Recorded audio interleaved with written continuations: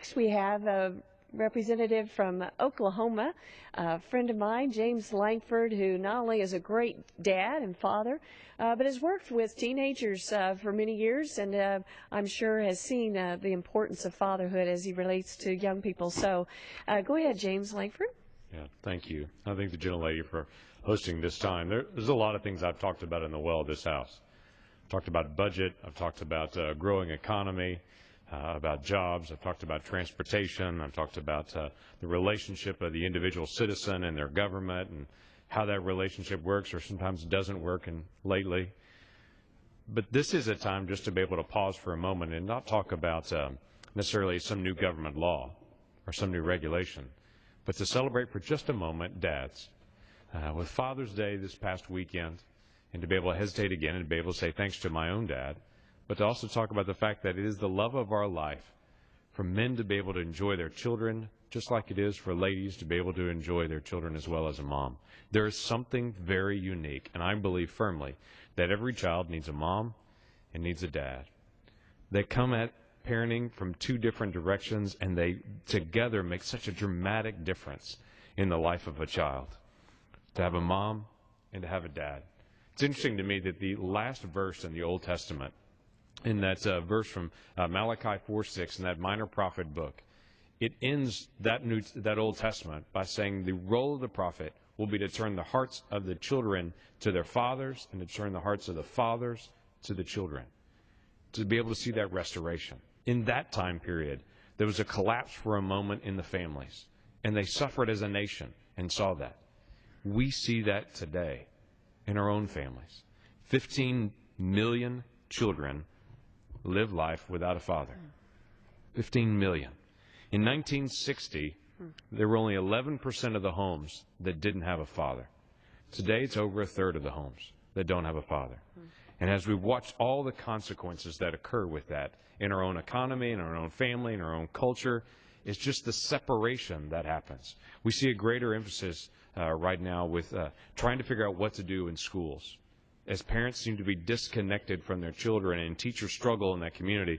And things have changed in our schools with an absence of fathers, as we've seen the families collapse. We've seen an increase in poverty. Some colleagues were here earlier speaking about hunger in America, which is rampant and is a huge issue for us as a nation. And they mentioned that in the 1970s, we had a very low hunger rate in America. And it's interesting for us to come here now and talk about fathers and how that has changed. And from that point in 1970, when we had a very low hunger rate in America, now to look at the difference now with a very high hunger rate in America and also a very low presence of fathers in the lives of their children. We've seen something different happen in families as fathers disconnect from their children, and they no longer see a role to be able to be a provider, and they required government to go be the provider for children when it was never designed to be that way. And that's not where it is best. Children have a higher risk of poverty. Children have a lower graduation rate from high school, have a lower entry rate into college. There's not a safe environment for children when there's an absence of a dad and a mom. It's different for them as they grow up and as they process through things. And the stability that can come to a child with the presence of a mom and of a dad.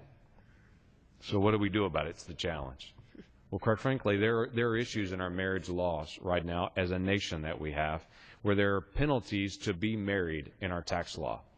There are penalties even in our disability benefits as we try to reach in and help families as they're disabled. But yet if they're married, it's a lower rate. So we look at that and we ask the question, why would we punish a family for being married because one of the individuals there is disabled? That doesn't make sense for us. And so we need to look at our policies that we have and to be able to encourage rather than discourage marriage, because we know what that happens. It's the reason that the federal government's involved at all in the marriage relationship is because we know what happens in the lives of children when a man and a woman are committed to each other for life. That commitment, the reason the government's connected to that is because of what happens in the lives of children and how it benefits people in the days ahead.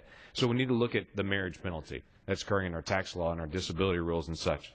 But quite frankly, most of the issues that deal with fatherhood and from the absence of fathers won't happen because of a change in federal law. It'll happen when families turn and mentor young couples, and they get personally involved in the lives of young families. For some individuals that they've never seen a functioning man and a woman married and committed to each other for life. They've never seen that in their community, and they haven't experienced that in their own family. It's so important for older couples to mentor young couples, to pass on the wisdom that they have gained. It's quite frankly very important at the marriage altar for two individuals to truly commit to each other for life. That brings stability not only to those two individuals, but also brings stability to the children as well, as they grow up in a home where there's some emotional security and safety, and not the constant fear of separation and of loss of either the mom or the dad. So for individuals to be committed to each other for life makes a big difference in that. So what can happen? Well, I talked about the federal policies, but it's really individuals.